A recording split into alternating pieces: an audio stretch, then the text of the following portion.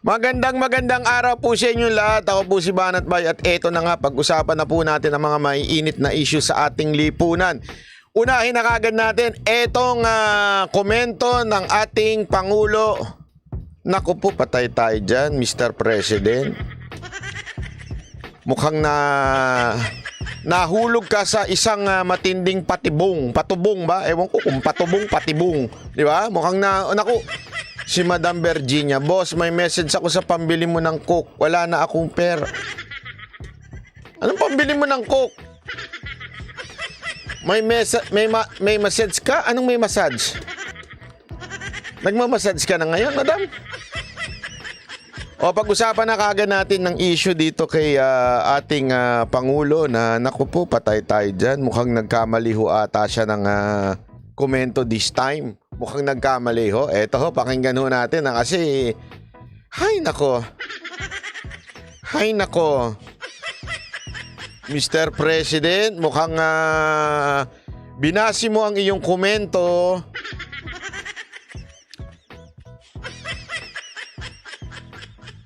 Sa maling impormasyon. Naku po, patay tayo dyan. Eto, basahin na natin ha. Asa na ba yun? Nawawala pa, anak ng wewe oh. Eto, pasok. Horrified o lubos na nababahala. Ganyan ilarawan ni Grabe naman yung headline ng Frontline. Iba talaga ang headline ng Frontline sa GMA, ano? Sa Frontline medyo masyadong parang tabloid. Masyadong nababahala. Parang naman. Tutuloy natin. Pulong Bongbong Marcos, ang reaksyon niya sa sinasabing gentleman's agreement ng Duterte administration sa China kaugnay ng West Philippine Sea. Aalamin niya raw kung totoo ito, kaya ipinatawag niya si Chinese Ambassador Wang Zilian. Nasa frontline ng balitang yan, si Maricel Halili. I am horrified by the idea that we have compromised through a secret agreement the territory, the sovereignty, and the sovereign rights of the Philippines. Ganito sinagot ni Pangulong Bongbong Marcos ang sinasabing gentleman's agreement na pinasok umano ni dating Pangulong Rodrigo Duterte sa China kaugnay ng usapin sa West Philippine Sea. Sa panayam ng media kanina sa dinaluhan niyang town hall meeting, giniit ng Pangulo na wala siyang alam sa sinasabing secret agreement. Wala naman daw kasing nagsabi sa kanya ukol dito nang umupo siya sa Malacanang. Ang problema pa, magkakaiba raw ang tono ng mga opisyal ng sinundan niyang administrasyon. Nako. From the former administration, iba-iba ang sagot eh. Yun na nga Sabi ng isang opisyal, dating government official under the previous administration, there is no such agreement. Sabi naman ng isa, no, there is and we should honor it. Sabi naman ng iba, maganda yan. Sabi ng iba, hindi maganda yan. Hindi pa namin alam kung ano ba talaga yung agreement na yan. Nauna nang sinabi ni sabi ni ganito. Alam mo, Mr. President,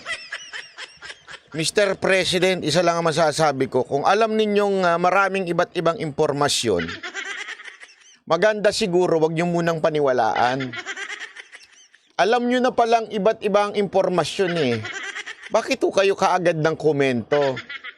Alam mo naman ng media, gusto nang pinag-aaway kayo ng mga Duterte. So, gustong-gusto nila yung nagsasabong kayo. Kasi pag nagsasabong kayo, magandang balita yan. So, meron silang content. Mr. President, sana bago kayo nagkomento, sumagot. Bago nyo sinabing nakakatakot o horrified, sana kinonfirm nyo muna, di ba? Sa mismong bibig ni Pangulong Duterte, mahirap po bang tawagan yung kanyang chief of staff? Bigay ko yung number, gusto ninyo. Para matawagan ninyo, pwede nyo naman tanungin siya mismo, Mr. President, former President, meron ba kayong kasunduan? Ano ho ba ang problema sa nag-uusap? Hindi, tanong ko lang ha. Di ba, alam mo sa buhay na to, matatanda na ho tayo eh. Para magkaroon pa ng tampu-tampuhan sa buhay.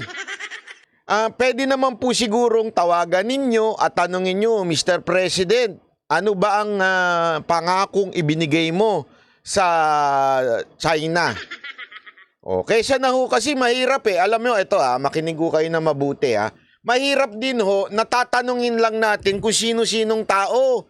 Dahil this is a very, very important matter.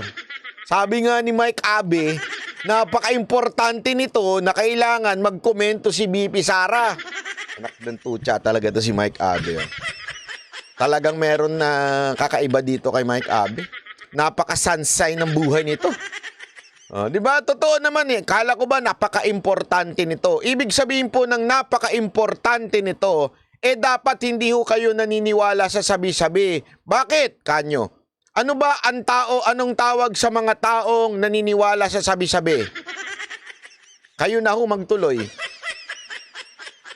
Di ba po? Maaari din naman, pangalawa. Ako, pangalawang obserbasyon ko lang Pangalawang obserbasyon ko, bakit yung tinatawag ninyong secret deal, wala naman pong sinasabi kung sino man, yung pinaniwalaan ninyo, si Roque. Wala naman sinasabi si Roque yung secret deal yun Sa nino ho ba nanggaling niya salitang secret deal? Di ba sa mga vlogger lamang ninyo?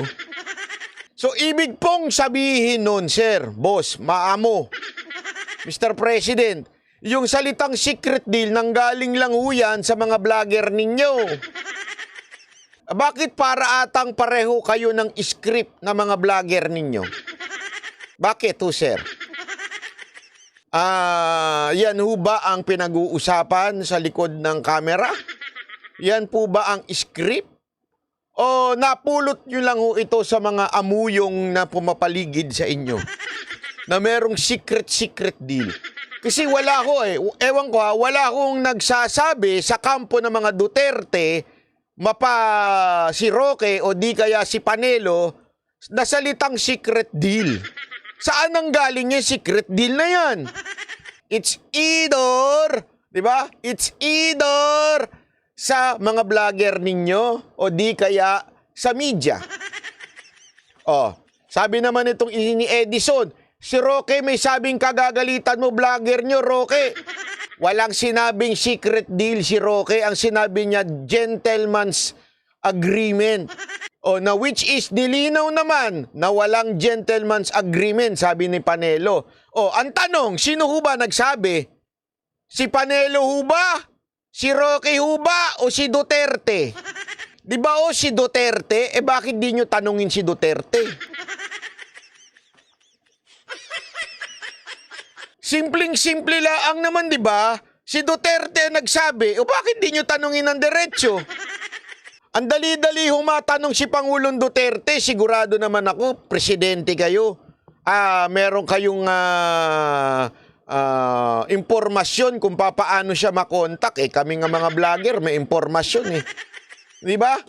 Sabi nito, bobito din yan si Mike Abe. Si PBBM ang dapat mag-commentan, hindi si BP Inday. Why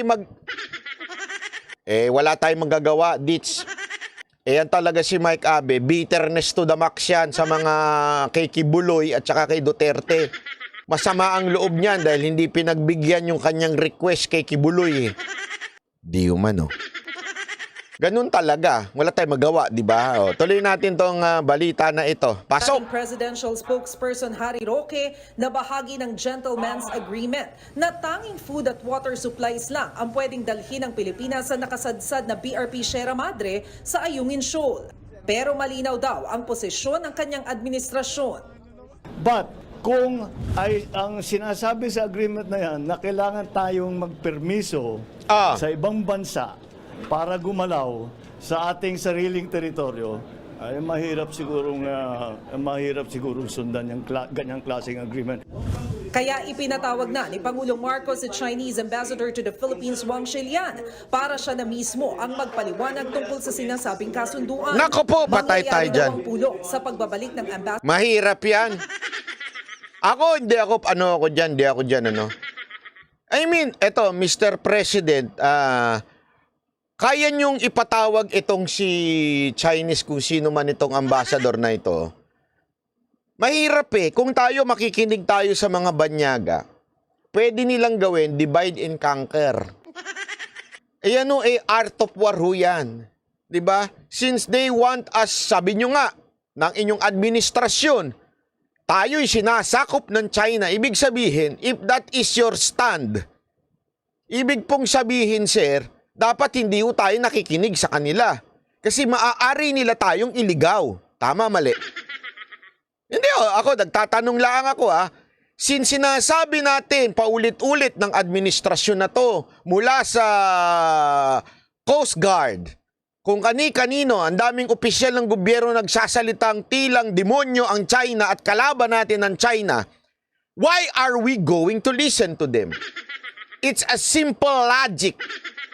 Di ba ho? Tinatawag natin silang kaaway. Yan ho ang bansag ng administrasyong Marcos dito sa China. Bakit natin sa kanila itatanong? Kung iligaw tayo niyan at pag-away-awayin tayo mga Pilipino, tama, mali? Di ba ho? Simple lang Bakit siya ang tatanungin natin? Pero ako, okay lang din. Pero sigurado ako, ililigaw tayo niyan. Maganda siguro, idiretso nyo yung tanong. Idiretso nyo yung tanong doon sa inaakusahan ng mga ensimada vlogger at mga bugok na vlogger at mga tansong vlogger na tulad ni Mike Abe. Itanong nyo, kasi nanggaling naman kay Mike Abe yan, punyetang secret deal na yan Narinig ko sa vlog niya yan bakit hindi siya ang pagpaliwanagin mo? Anyway, galing-galingan naman niya si Mike Abe. Di ba? I know my job. I know my job.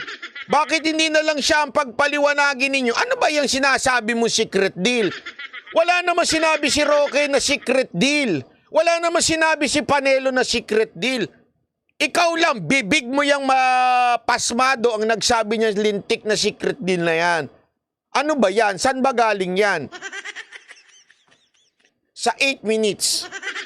Yan. Mamaya pag-usapan natin yung 8 minutes. Pag-usapan natin yan, unya-unya. Pero ituloy muna natin ito. Kasi ako, di ako payag Di ako payag na pakikinggan natin itong China. Bakit tayo makikinig dyan? Akala ko ba, sabi ninyo kaaway, mga damunyo yung mga yan. Bakit kayo makikinig bigla? Diba? Sa tour sa Maynila mula Beijing. Sino ba talagang kausap? Anong pinag-usapan ninyo? Was this an official thing or was it a personal thing? Dahil wala kaming record. Ayan Mr. President, galing na sa inyong bibig. Wala kayong record. Kahit saan ka tumingin, walang record. So, sikretong ginawa lahat ito. Walang record.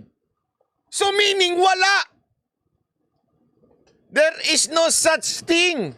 Kinukulayan lamang ng mga ulol na vlogger yung secret deal. Mr. President, huwag kayong magpapaniwala sa mga ulol na vlogger. Nagpapaniwala ho kayo, sir Ako, ginagalang ko nga ho kayo sa totoo lang kasi ayoko mapahamak kayo, kaya huwag kayo maniniwala sa mga ulol na vlogger. Diba? Ako nga, kahit nga yung mga nagsasabing anti-Marcos na naglalabas nung kung ano-ano, hindi ako naniniwala Bakit? Mga ulol Pag walang ebidensya, ulol ang tawag dyan. Ngayon, ganun din sa side nyo dapat. Hindi porket sip-sip sa inyo, hindi porket amuyong ninyo, paniniwalaan ninyo kaagad.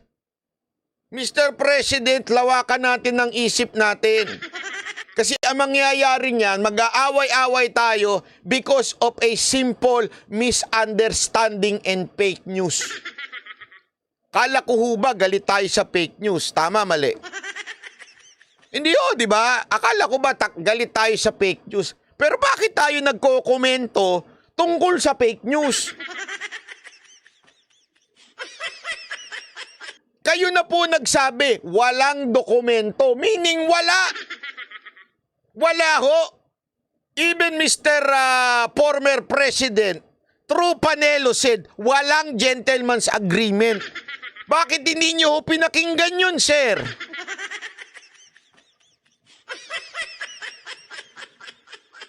Bakit hindi nyo ho pinakinggan yung sinabi ni Panelo that there is no such thing? Bakit ang pinakinggan nyo selective? Sino? Yung medyang nagtanong sa inyo. Sino pa? Yung mga vlogger na mga fake news. Halimbawa, si Mike Abe na nagsasabing may secret deal. Na wala namang secret deal. Tama, mali. Nakapagtaka nga eh. Kaya it's not a good situation. Yes, sir. I believe you. Kaya dapat, sir, you do not believe ang sabi-sabi. Dahil ang mga naniniwala sa sabi-sabi ay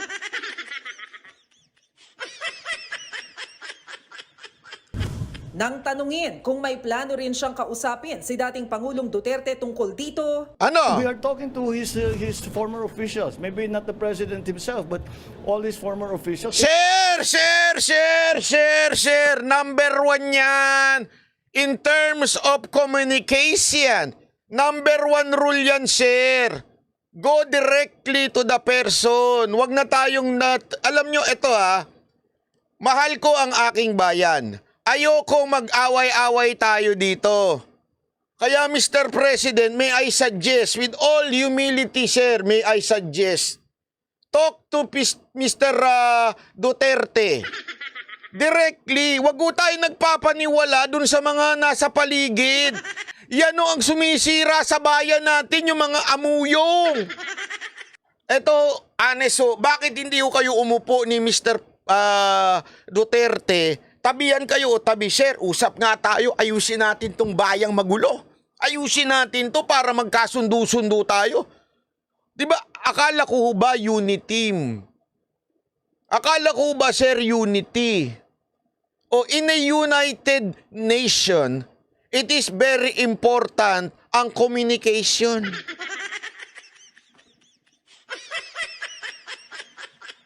Di ba ho, Mr. President, it's communication 101. Para mawala ho yung mga miscommunication, it is important na mag-usap-usap. Sir, ako wala ho kung pinapaboran dito, simpleng-simple lang naman ho itong suggestion ko. Mag-usap po kayo ng ating Pangulo nang walang naliligaw. Ay, sorry, Pangulo. Dating Pangulo. Simple ho, di ba ho? Kayong mga nasa Malacanang dyan, makinig sana kayo sa suwestyon na ito. Simple lang ho, tawagan nyo si former President, Mr. Pag-usapan nga ho natin. Kasi ito'y mahalagang bagay na patungkol ho ito sa bayan natin at relasyon natin sa isang bansa. Para hindi ho tayo magkagulo at magkamali ng desisyon, mag-usap-usap ho tayo, sir.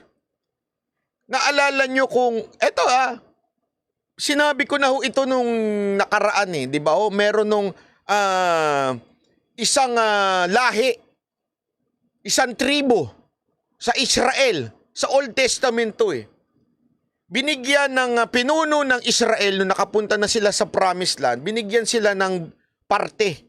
Pumunta sila doon sa kabila ng Jordan River. At nagtayo sila doon ng altar na pinagbabawal ng Israel. Anong ginawa ng pinuno ng Israel? Sabi nung iba, girahin na natin yan. They are not following the law of the Lord. Sabi nung iba, anong sabi ng pinuno ng Israel? Wait, there is more. Kausapin natin sila. So they went there and they talked. Nag-usap sila. At yung tribo na yon nagpaliwanag kung ano yung tinayo nilang yun. Because of that, nagkasundo sila, it was not a disobedient move sa kanilang Panginoon o sa ating Panginoon. Sa madaling salita, Mr. President, because of that example, naiwasan na girahin yung tribo na yun. So anong ibig ko lang sabihin, Mr. President? If you really want and you really love our country, you need each one of us. Wala nang loyalista, wala nang DDS, wala nang Pinklawan. Gusto nyo mag-unite ang Pilipino? Bakit hindi ho mag-usap-usap kayong mga leader? Unless gusto nyo ng gulo. Puto Maya, maraming salamat. Di ba ho? Unless ho gusto ninyo ng gulo. Wag na ho kayo mag-usap-usap. Magbangayan na lang ho tayo sa social media. Magtira na lang tayo. Maglabasan na lang tayo ng kanya-kanyang fake news. Tapos magpaniwala na lang kayo lahat sa fake news na nilalabas. Para magulo na. O gusto ninyo kaayusan sa bayan? Kung gusto ninyo ng kaayusan sa bayan, Mr. President, it's just a phone call away. Hindi nyo kailangan pumunta ng Davao. May number ako, sir. Gusto ninyo? Makakausap nyo si Mr. President.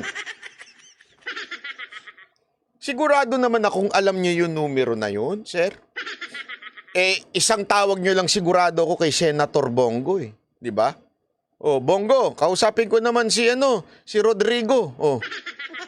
Tapos ang usapan. Di sana walang gulo, walang sabi ni ganire, sabi ni garire, sabi ni ganito. Imagine niyo, we are commenting sa hindi tayo sigurado. Tama, mali, sir. Tell me if I'm wrong. Magsosorry talaga ako. Pero hindi eh. Di ba ho, communication is the best way to fix problem? Communication. Natanong namin, ano ba yan? Ipaliwanag nyo naman sa amin para alam namin yung Wag ho kayong makinig doon sa mga nakapaligid, sir. Hindi natin alam ang mga motibo nung nakapaligid kung gusto lang ng gulo, gusto lang ng content, o gusto lang ng balita. ginagawa namin. And we still haven't gotten a straight answer. Itinanggi naman ni Roque na sikreto ang agreement. Isinapubliko na raw ang kasunduan noon at walang-wala raw anumang teritoryo ng Pilipinas ang nakompromiso sa kasunduan ng China at Pilipinas. Well, unang-una wala pong sikreto dyan. Inanunsyo publicly. At yung agreement po ay para nga parehong partido, China at Pilipinas, ay rerespetuhin ang status quo. Walang bagong dagdag sa mga installation, walang gagalaw. At dahil nga po dyan sa kasunduan na yan, wala pong nawalang teritoryo sa atin, wala pong sinurrender na soberenya, wala pong sinurrender na sovereign rights. So kung meron man, sana sabihin ni PBBM. Si dating Chief Presidential Legal Counsel Salvador Panelo naman na dati nang iginiit na walang gentleman's agreement, hindi raw lalapit sa Malacanang.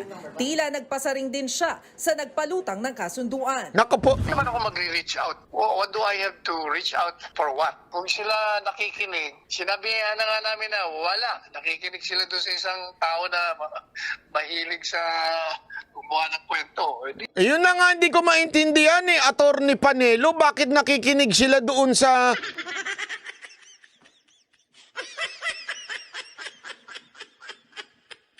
Ako may suggestion ako Mabait to si Roque. Ito, mabait na tao to. Matalino. Pero pwede ho ba, spokes Roque, you are no longer a spokesperson. So please, ito pakiusap ko ng laman sa'yo, Roque, kung maaari lang. Tama na. Tama na ang nagsasalita ka para sa mga Duterte. Sige na, please. Tama na, sir. Hindi na ho kayo spokesperson ni Pangulong Duterte. Ha? It's their own lookout. Tsaka sila lang na mismo nagsasabi na hindi sila sigurado. So if you're not sure of any circumstance, you don't make any reaction. Oh, tama eh. Di ba? Yan din yung sinabi ko eh. Kung hindi ka sigurado, huwag ka nang mag-comment.